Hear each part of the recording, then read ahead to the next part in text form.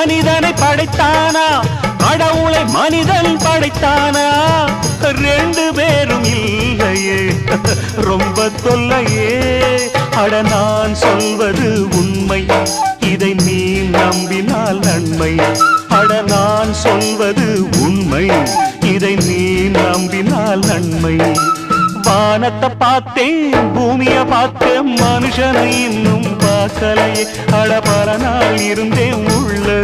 அந்த நிம்மதி இங்கில்ல